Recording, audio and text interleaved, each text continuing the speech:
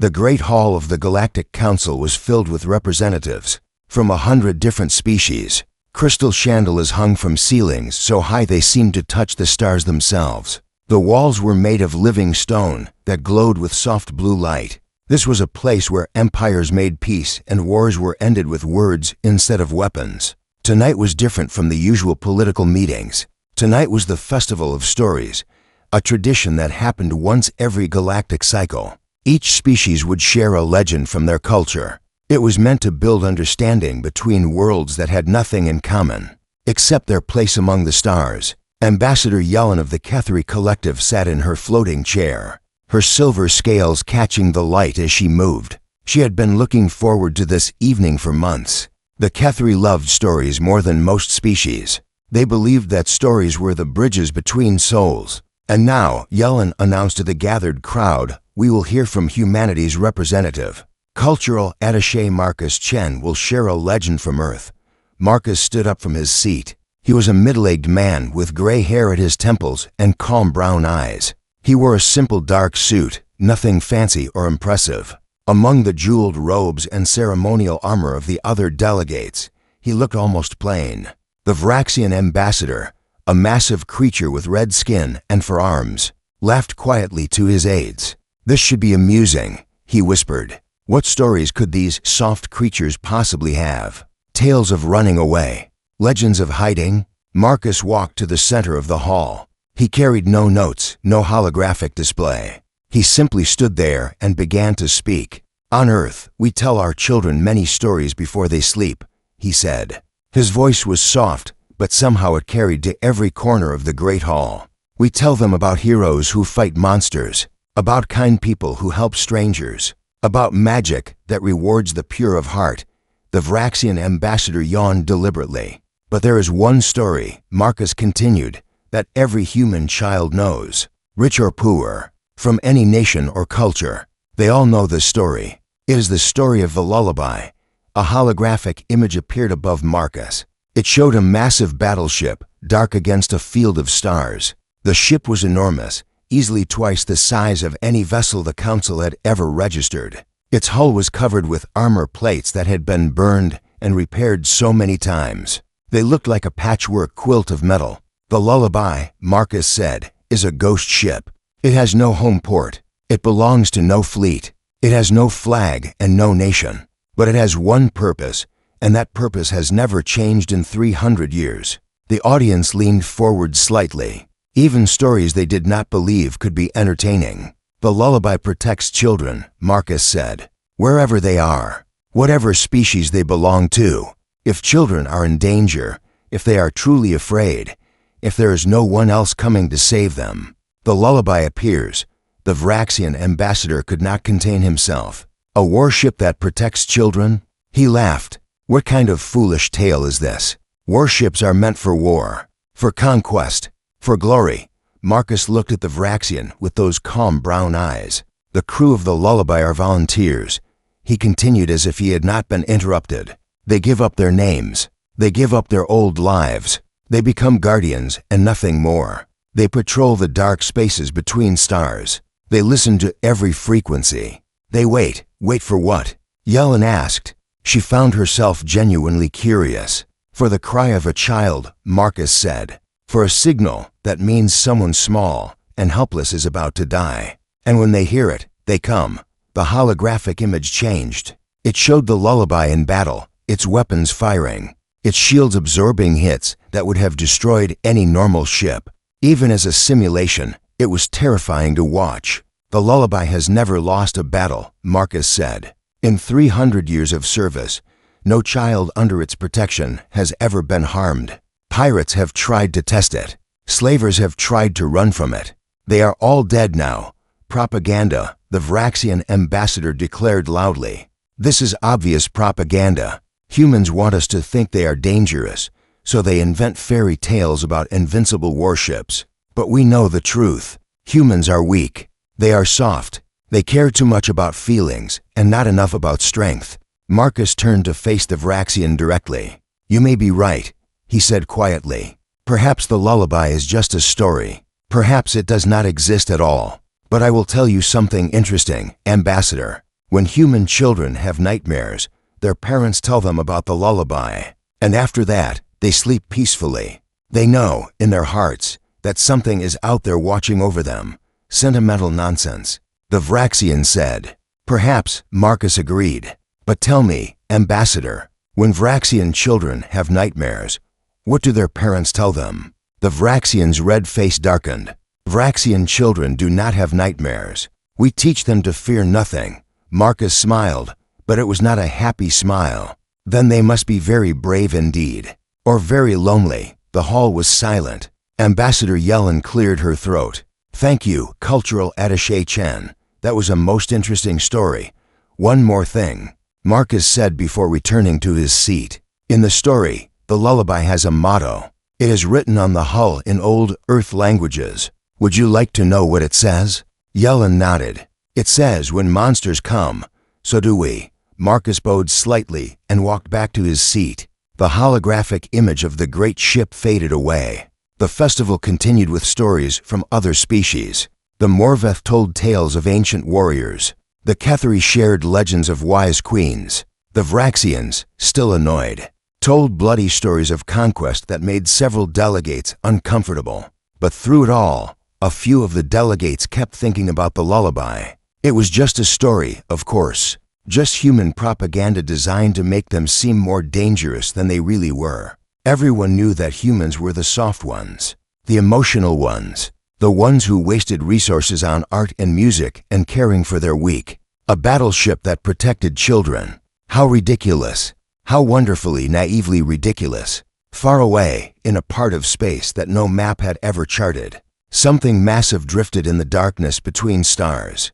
The nebula round it was thick with dust and radiation. Sensors could not penetrate it. Ships that entered it rarely found their way out. It was the perfect hiding place for something that did not want to be found. The lullaby was old. Its hull told the story of 3 centuries of battle. Scorch marks from plasma weapons, dents from kinetic impacts, patches where entire sections had been replaced after damage that should have destroyed any ship. But the lullaby was not any ship.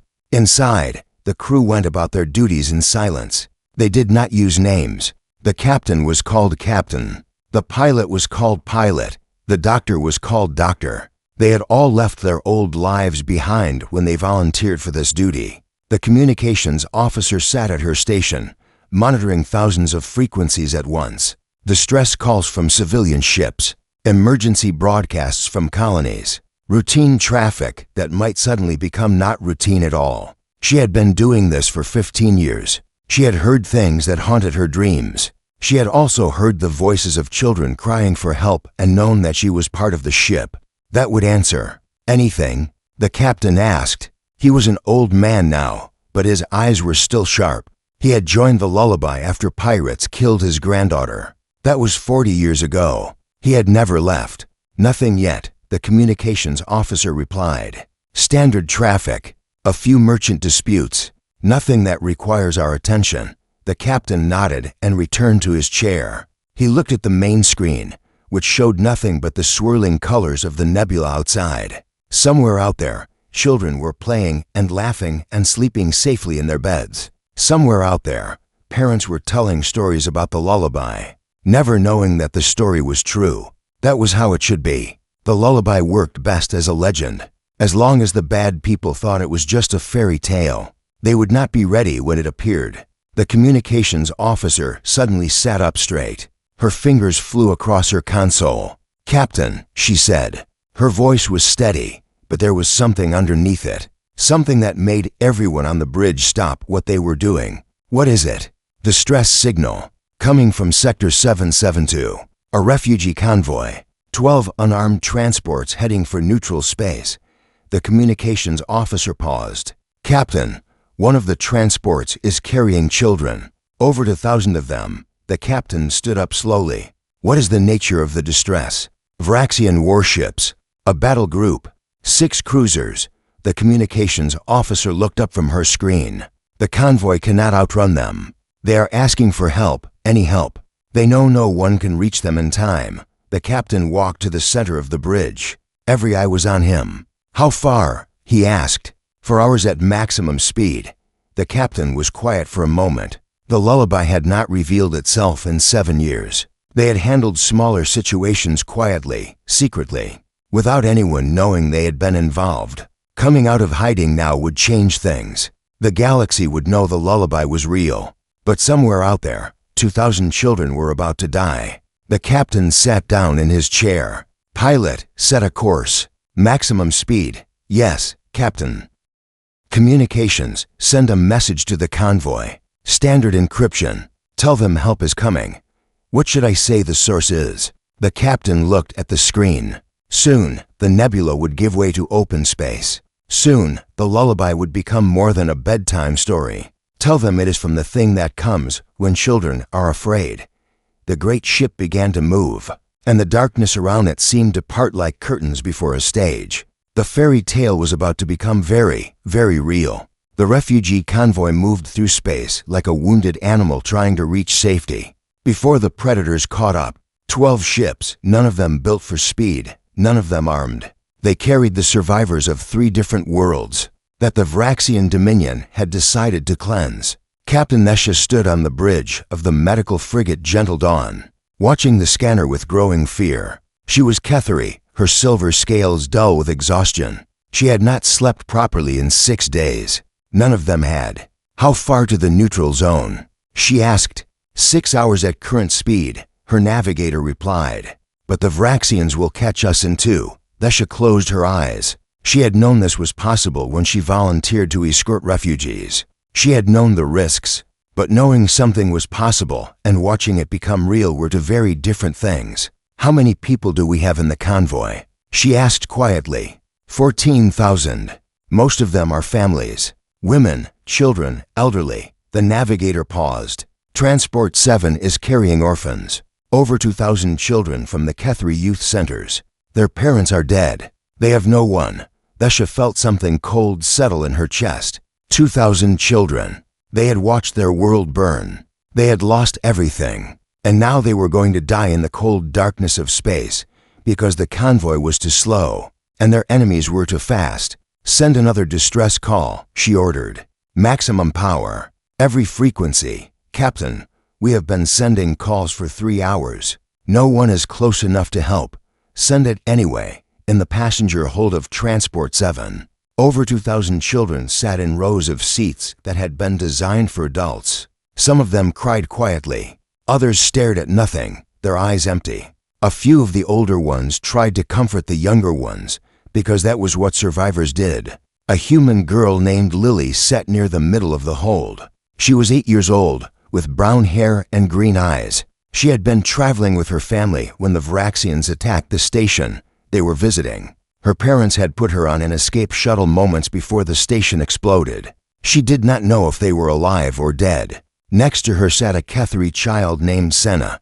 She was about the same age as Lily, though it was hard to tell with alien species. Her scales were pale blue, almost white, and they trembled slightly with fear. Are we going to die? Senna whispered. Lily looked at the smaller girl. She remembered asking her grandmother the same question once, when pirates had attacked the station where they lived. Lily had been 5 years old. The pirates had been burning through the doors. Everyone was screaming. My grandmother told me a story once, Lily said, about a ship called the Lullaby. Senna wiped her eyes with her small clawed hand. What kind of story? A true story, Lily said. My grandmother saw it herself. She was on a station when bad people came. She was scared, just like us. She thought she was going to die. What happened? Lily smiled slightly. It was a strange thing to smile about, but the memory of her grandmother's voice made her feel a tiny bit safer. A ship appeared, the biggest ship anyone had ever seen. It came out of nowhere, and it destroyed all the bad people. Then it disappeared again. Why? Senna asked. Because that is what the lullaby does. It protects children, wherever they are, whatever is happening. If children are really scared and they really need help, the lullaby comes. Senna thought about this. But how does it know? How does it know when children need help? Lily shrugged. I do not know. My grandmother said it just knows. Like magic. Do you think it will come for us?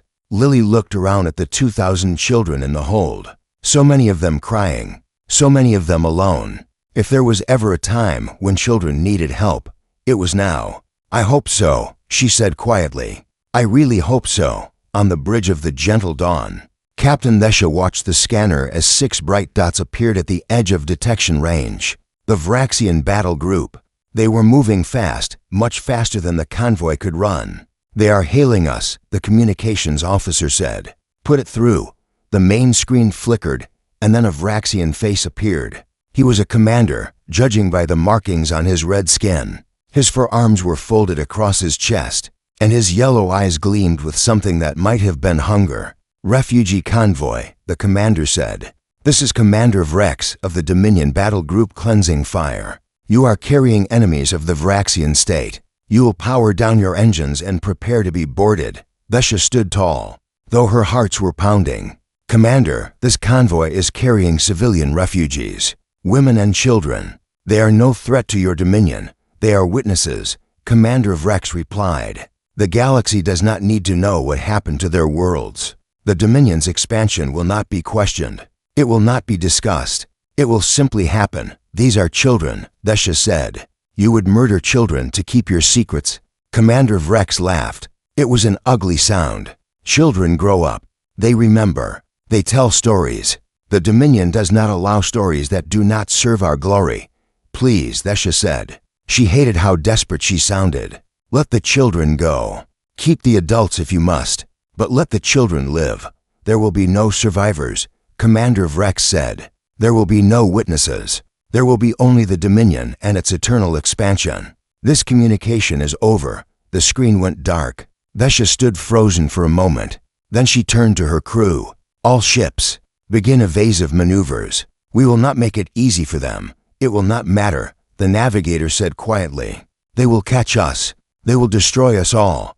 Then we will run until we cannot run anymore. Thesha sat down in her captain's chair. And we will send every distress call we can. The galaxy will know what happened here. The Dominion will not be able to hide this. No one will reach us in time. Perhaps not. But someone might avenge us.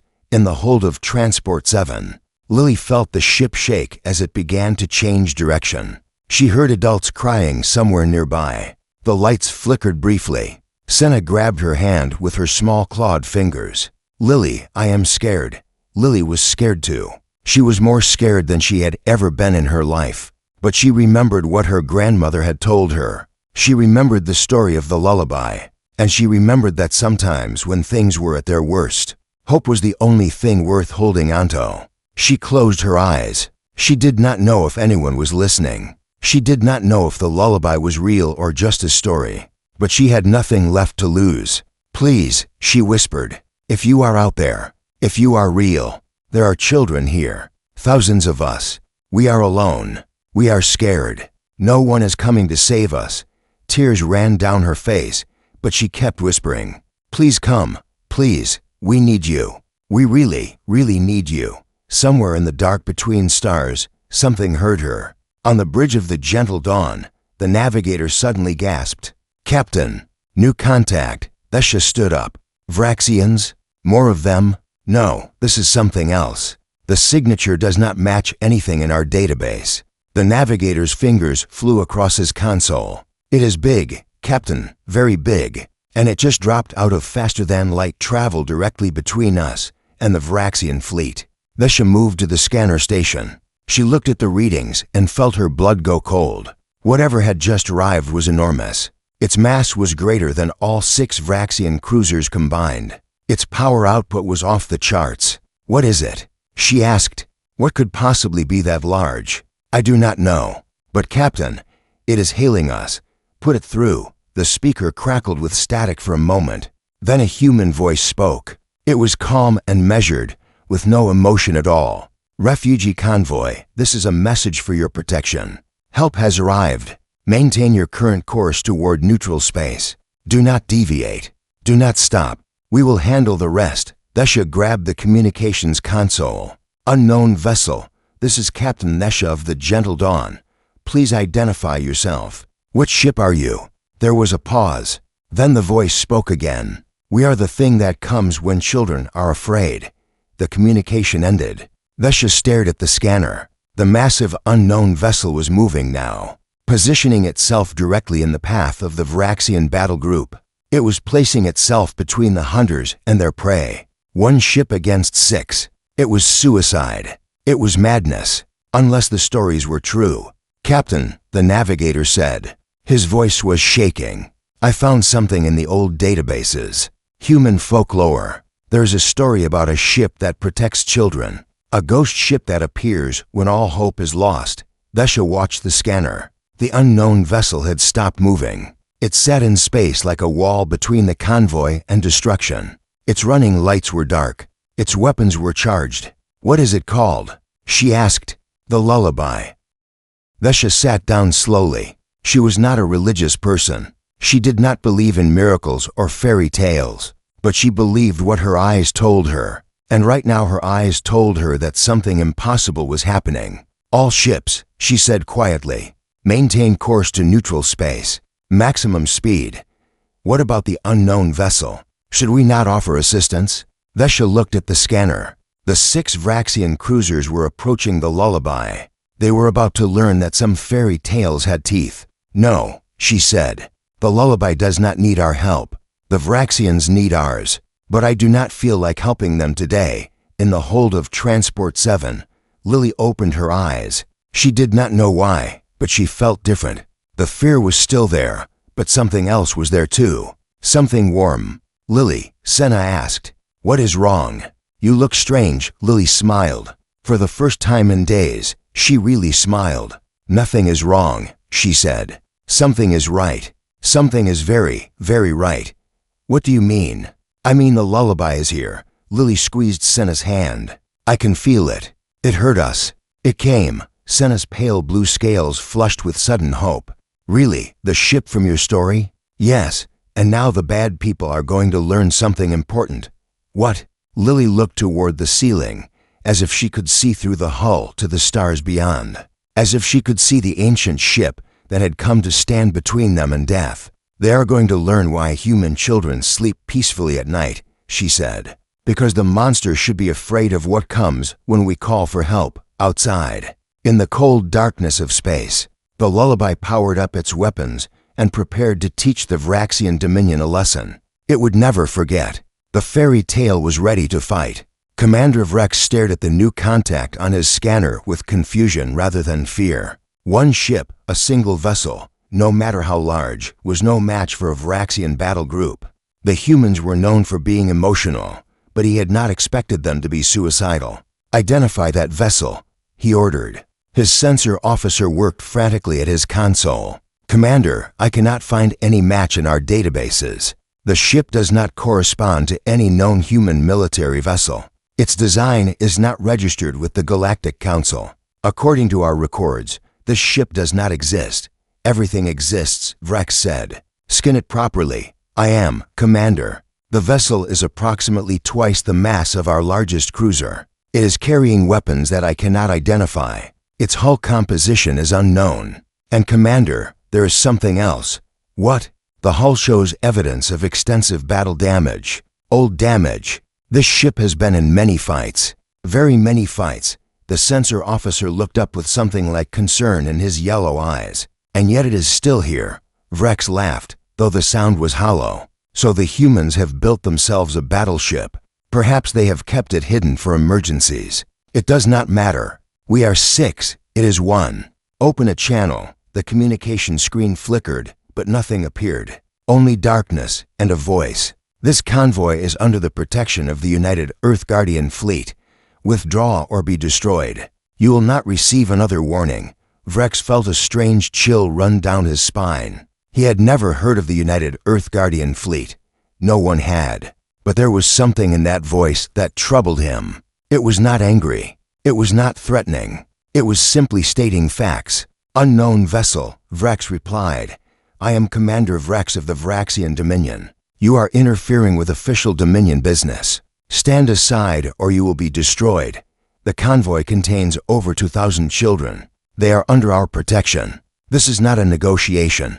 Vrex felt his hands clench into fists. "Children die in war. That is the nature of conquest. Now stand aside before I add your ship to the debris field."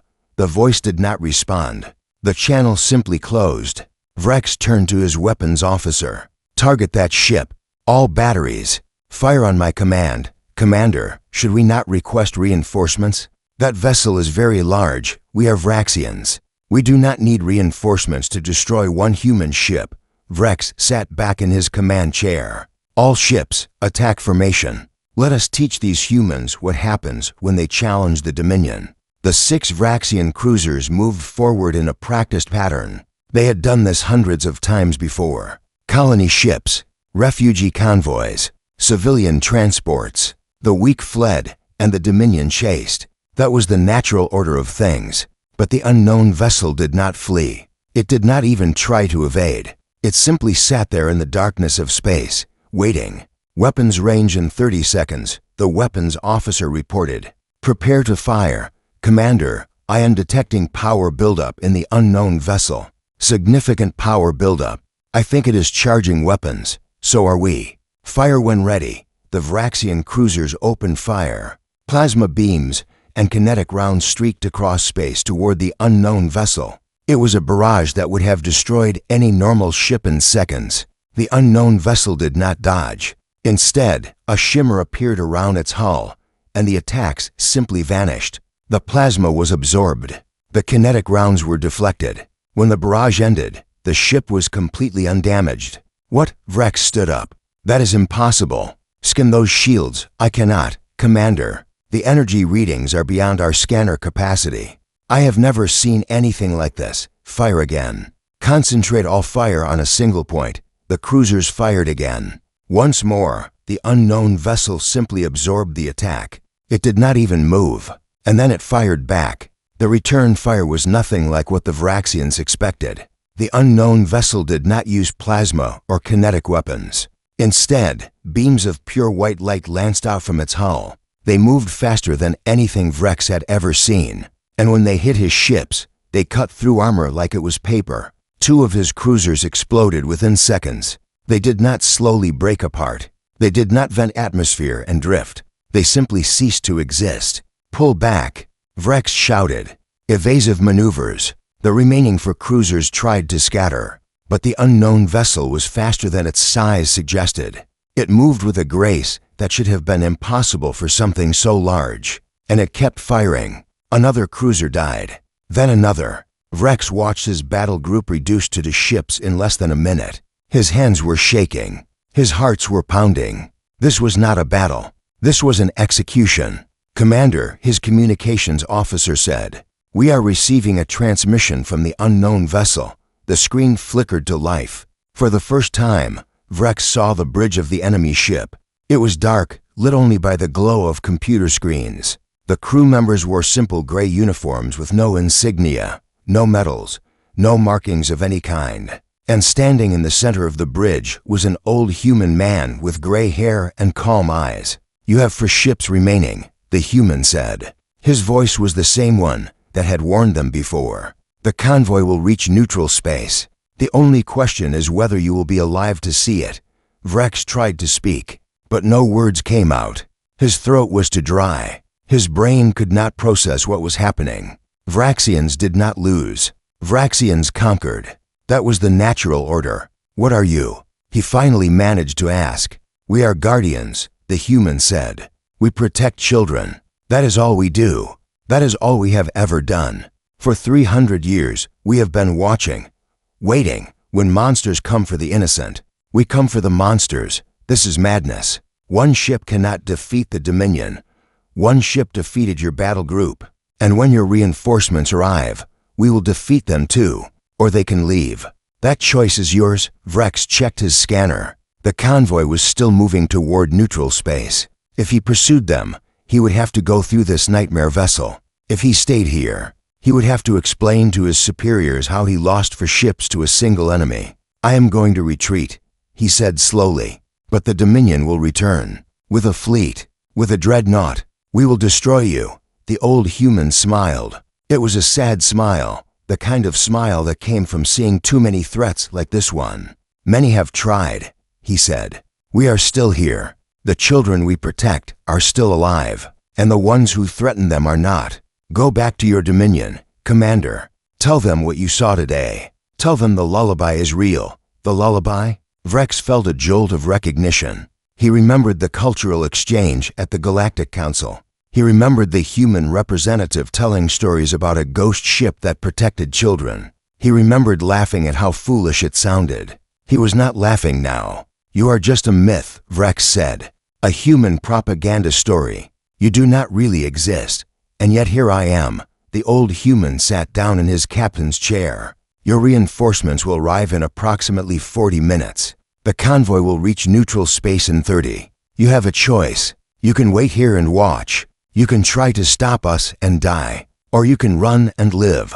The communication ended. Vrex sat in his chair, surrounded by the wreckage of his pride. For ships destroyed, hundreds of soldiers dead, and the convoy was still moving, still running, still carrying those 2,000 children toward safety. His communications officer spoke quietly.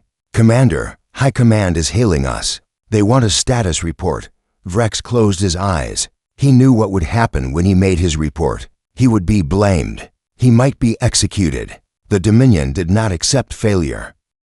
The Vraxian dreadnought Eternal Conquest dropped out of faster-than-light travel, like a mountain appearing from thin air. It was the largest warship in the Dominion's fleet, a vessel designed to crack planets and break civilizations. Behind it came 8 more cruisers, their weapons already charged and ready. On the bridge of the dreadnought, Admiral Korthax observed the tactical display with cold contempt. He had been pulled away from a conquest campaign for this. For one ship.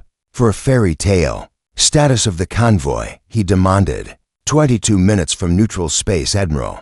And this so-called lullaby? Holding position between us and the convoy. It has not moved since we arrived. Korthax studied the image of the enemy vessel. It was indeed large, but the Eternal Conquest was larger. It was indeed armed, but the dreadnought carried weapons that could level cities. One ship against a dreadnought and 10 cruisers was not a battle. It was a mistake. Commander Vrex, Korthax said, explain to me how you lost 4 cruisers to this single vessel. Vrex's face appeared on a secondary screen. He looked diminished, defeated. Admiral, the ship's shields absorbed everything we threw at it. Its weapons cut through our armor like nothing I have ever seen. This is not a normal warship. There is no such thing as an invincible ship, Korthax replied. There are only ships we have not figured out how to destroy yet. All vessels, attack formation. Concentrate fire on the enemy ship.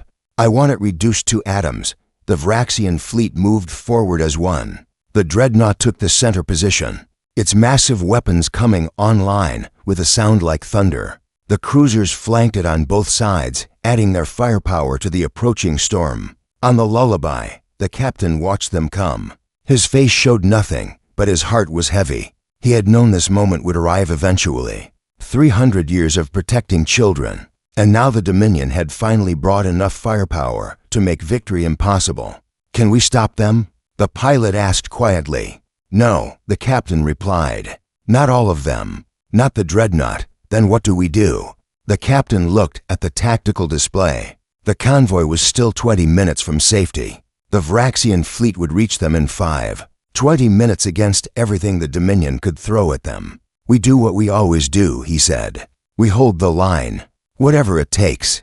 Whatever it costs. Captain, the doctor said from her station. We lost 30 crew members in the last engagement. Our medical facilities are already at capacity. If we take more damage like that, I cannot save everyone. I know. Are you ordering us to die? The captain turned to look at her. She had been with the lullaby for 12 years. Before that, she had been a trauma surgeon on a colony world. She had joined after watching pirates murder the children in her hospital. She had nightmares about it still. I am ordering us to live, he said, for 30 more minutes. After that, the convoy is safe and we can retreat. The dreadnought will follow us, perhaps. Perhaps not. But even if we die here today, 2,000 children will not. The captain stood up straighter. That was always the purpose of this ship. That was always the meaning of our service. We protect children, not by winning, not by surviving, by making sure they get the chance to do both. The bridge was silent. Everyone knew what the captain was saying. Everyone understood what the next 30 minutes would cost. And not one of them hesitated. "Helm," the captain said. "Take us toward the dreadnought. Maximum attack speed." "Yes, Captain." "Weapons, charge all batteries. Target the dreadnought's primary weapons systems. We cannot destroy it, but we can cripple it." "Yes, Captain." "Communications. Send one final message to the convoy. Tell them to run. Tell them not to stop until they are safe. Tell them the lullaby will hold." "Yes, Captain." The great ship began to move, accelerating toward the approaching fleet. It was one vessel against 11. It was impossible odds by any calculation, but the lullaby had never been about calculations. "They are attacking," Admiral Korthax said with disbelief. "One ship is attacking my entire fleet. Should we fall back, Admiral?" "Fall back? From this?" Korthax laughed. "No, we meet them head-on. All ships, open fire." The space between the two forces erupted in light and fire. The Vraxian fleet unleashed everything it had. Plasma beams, kinetic cannons, missiles by the hundred. The attack was overwhelming, designed to annihilate anything in its path. The lullaby's shields flared bright white as they absorbed the first wave. The ship shuddered but kept moving forward. Then the shields began to fail. "Hull breach on deck 3. Fires on deck 7. Weapons battery 4 is offline." The captain gripped the arms of his chair as the ship rocked under the assault. Around him, his crew worked with desperate efficiency, patching systems, rerouting power, keeping the old ship alive through sheer will. And still they kept moving forward. "Return fire," the captain ordered. "Everything we have. Target their weapons." The lullaby fought back with fury. Its strange white beams lanced out, cutting into the Vraxian cruisers. 2 more exploded. A third lost its engines and drifted helplessly. But there were still too many of them, and the dreadnought was untouched. 10 minutes to convoy safety, the navigator reported. "Then we hold for 10 more minutes." The dreadnought's main weapon fired. It was a beam of pure destructive energy, designed to crack the armor of space stations. When it hit the lullaby, the entire ship seemed to scream. Shields down to 10%. Hull breaches on multiple decks. Medical bay is reporting mass casualties. The captain felt blood running down his face from a cut on his forehead. The bridge was filled with smoke and sparks. Half his stations were dark, but the ship was still moving, still fighting. "Target the dreadnought's main weapon," he ordered. "Everything we have left. Now." The lullaby gathered its remaining power and fired. The white beams struck the dreadnought's primary cannon just as it was charging for another shot. The cannon exploded, taking a huge chunk of the dreadnought's bow with it. Admiral Korthax was thrown from his chair by the impact. When he pulled himself up, his tactical display was filled with warning lights. "Report," he shouted. "Admiral, our main weapon is destroyed. Hull breaches across the forward section. We have lost 30% of our forward crew, and the enemy ship. Still coming, Admiral. Badly damaged, but still coming." Korthax stared at the image of the lullaby. It was burning. Pieces of its hull were floating away into space. By all rights, it should be dead, but it was still moving toward him, still fighting, still standing between his fleet and the convoy. "What is this ship?"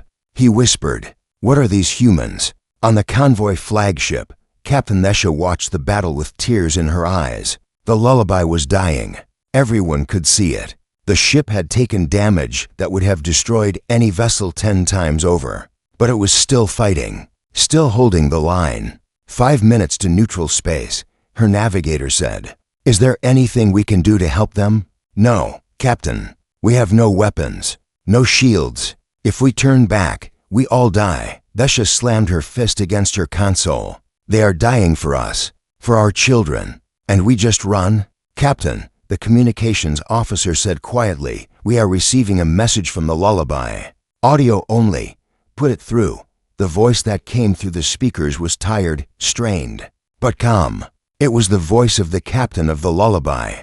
"Refugee convoy, this is the lullaby. We are unable to continue escort. Our ship is compromised, but we have bought you time. You are 3 minutes from safety. Do not stop. Do not look back. Just run." Vesha grabbed the console. "Lullaby, this is Captain Nesha of the Gentle Dawn. We cannot leave you to die. Tell us how to help." There was a long pause. Then the voice spoke again. "You cannot help us, But you can help the children. Get them to safety. That is all that matters. That is all that has ever mattered. Who are you? Why are you doing this? Another pause. When the voice spoke again, it was softer, almost gentle. We are guardians. That is all. Guardians of the innocent.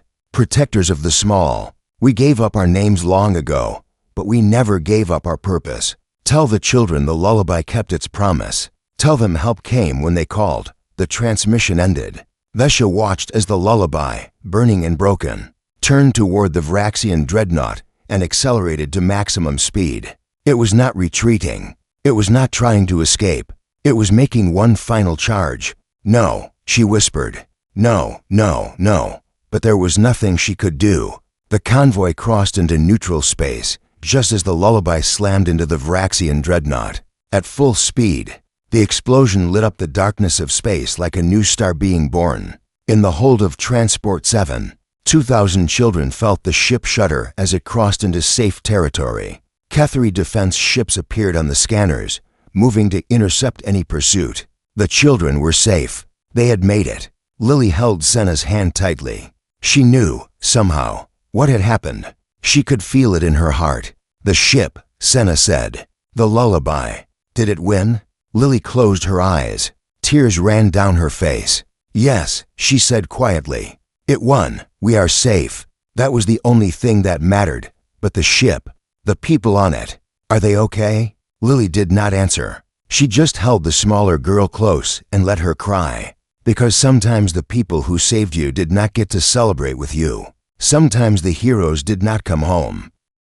But the children were alive, 2,000 of them. And somewhere in the wreckage of battle, the lullaby had kept its promise. The explosion had been visible from 3 star systems away. When the lullaby struck the Vraxian dreadnought at full speed, the combined energy release created a burst of light that sensors across the sector detected and recorded.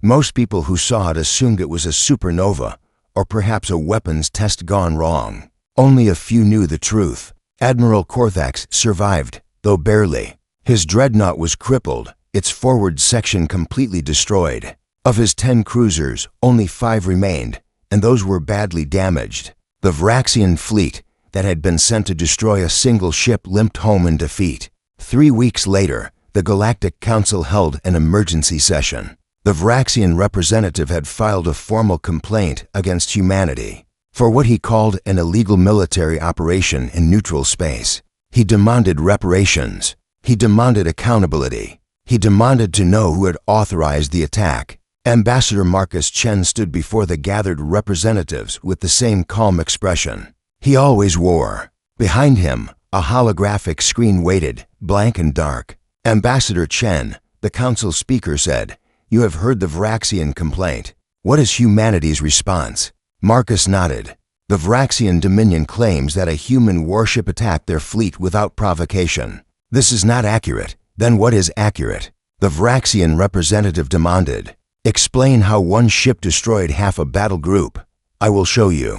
The holographic screen flickered to life. It showed footage from the refugee convoy, recorded by Captain Vesha of the Gentle Dawn. The council watched in silence as the Vraxian fleet closed in on 12 unarmed transports. They watched as Commander Vrex announced that there would be no survivors, no witnesses. They watched as he specifically mentioned the 2,000 children aboard and dismissed their lives as acceptable losses. The Vraxian representative shifted uncomfortably. This footage could be fabricated. It was verified by Kethri intelligence. Marcus replied. Every word is authentic. The footage continued. The council watched as the lullaby appeared from nowhere, its massive hull gleaming in the starlight. They heard the warning it broadcast. They saw the Vraxians ignore it and attack. They watched as the lullaby fought back, outnumbered and outgunned, standing like a wall between the fleet and the convoy. Ambassador Yellen of the Kethri Collective stood up. Her silver scales caught the light as she spoke. "This ship saved my people's children, over 2,000 of them. Without this intervention, they would all be dead. The ship also destroyed Vraxian vessels." The Vraxian representative protested. "That is an act of war." "No," Marcus said. "That was an act of defense. Your fleet attacked first. Your commander made clear his intention to murder civilians.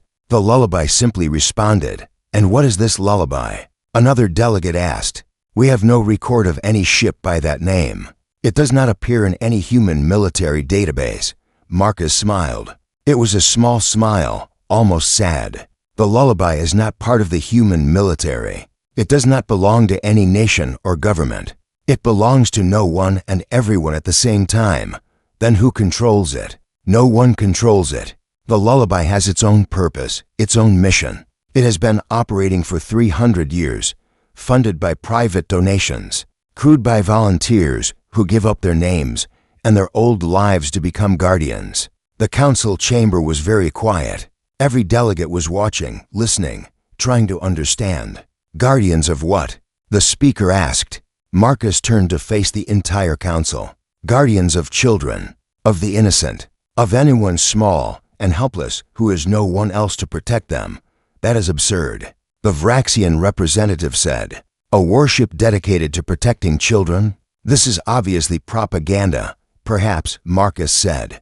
But the propaganda saved 2,000 lives 3 weeks ago. The propaganda stood against your dreadnought and won. The propaganda exists, Ambassador, whether you believe in it or not. Ambassador Yellen stood again. I wish to speak. The speaker nodded. Yellen walked to the center of the chamber. Her voice was strong and clear. When I first heard the story of the lullaby, I thought it was charming. A bedtime story that humans told their young. I did not believe it could be real. I thought humans were being sentimental, perhaps a bit foolish. She paused, looking around at the gathered delegates. I was wrong. The lullaby is not a fairy tale. It is a promise that humans made to themselves and to the galaxy. A promise that no matter what, no matter the cost, someone will come when children cry for help. A pretty speech, the Vraxian said. But it changes nothing. It changes everything. Yellen turned to face him directly. My people watched your fleet try to murder our children. We watched one ship, one impossibly brave ship, sacrifice itself to stop you. The crew of the lullaby gave their lives for children who were not even their own species. She let that sink in. What does your dominion sacrifice for, Ambassador? What values do you hold that are worth dying for? Because from where I stand, it seems the only thing your people value is conquest. And today, conquest lost to compassion. The chamber erupted in murmurs. Delegates from species who had remained neutral in the conflict between the Dominion and others began to speak among themselves. The mood in the room was shifting. The Morveth delegate stood. The Morveth Confederation stands with humanity. Then the Talaxian delegate. Talaxia supports the Kethri position. One by one, delegates rose. Species that had feared the Dominion. Species that had tried to stay uninvolved. Species that had watched from the sidelines as world after world fell to Vraxian conquest. They stood, and they declared their support for humanity and the Kethri. The Vraxian representative found himself alone. This is not over, he said. The Dominion will not forget this insult. Marcus Chen walked toward him. His voice was quiet, but somehow it carried to every corner of the chamber. The lullaby is a fairy tale, he said. Everyone knows that. But humans have always believed that fairy tales should be true. So we made one. We made a ship that protects children. We crewed it with people who would rather die than let the innocent suffer. And we sent it out into the darkness to be the thing that monsters fear. He leaned closer to the Vraxian. Your Dominion can threaten us all you want. You can send fleets. You can bring dreadnoughts. But every time you do, the lullaby will be waiting. Every time you try to harm children, something will appear in your path, and you will learn, as your admiral learned, that some fairy tales have teeth. The Vraxian representative had no response. He gathered his materials and left the chamber without another word. Later that night, Captain Thesha received a visitor in her quarters on the Kethri homeworld. She opened her door to find a human woman standing there, her face calm, her eyes tired. Captain Thesha, the woman said, my name is not important. I represent the people who built the lullaby. Thesha stepped aside to let her in. The ship. I saw it destroyed. The crew, the captain, they are all gone. The ship was damaged. It was not destroyed. The woman smiled slightly. The lullaby has survived worse. It is being rebuilt even now, in a place no one will ever find. And the crew? Most survived. The collision with the dreadnought was calculated. Precisely calculated. They knew exactly how much damage they could take and still escape. The woman paused. We lost some. We always lose some. But the captain is alive. He sends his regards. Vesha felt tears prick her eyes. I thought they were dead. I thought they sacrificed everything. They were willing to. That is what makes them guardians. But this time, they got lucky. The woman reached into her coat and pulled out a small data chip. I have a message for you, from the captain. He said you would understand. Vesha took the chip. When she played it later, she heard the old captain's voice, tired but warm. Captain Vesha, thank you for getting the children to safety. That was all that mattered. We will heal. We will rebuild. And when the next call comes, we will answer. That is our purpose. That is our promise. Take care of those children. Tell them the lullaby will always be there when they need us. All they have to do is call. 6 months later, a young Kethri woman arrived at a space station that was not on any map. She had traveled for weeks to get there, following clues and whispers and rumors. When she stepped off her transport, an old man in a simple gray uniform was waiting for her. You are Vesha's niece, he said. It was not a question. Yes, she told me how to find you. And why are you here? The young Kethri woman stood tall. She thought of the children she had seen rescued. She thought of the stories they told about the ship that had saved them. She thought of a little human girl named Lily who had held hands with a frightened Kethri child and promised that help would come. Because I want to be a guardian, she said. I want to be the thing that comes when children are afraid. The old man studied her for a long moment. Then he smiled. Welcome to the lullaby. Behind him, in a hidden dock carved from an asteroid, a great ship waited. Its hull was new, its weapons recharged, its systems repaired. It looked like something from a legend, a fairy tale made real. The lights on its hull began to flicker on, one by one, like stars being born in the darkness. Somewhere in the galaxy, a child was frightened. Somewhere in the galaxy, help was on the way.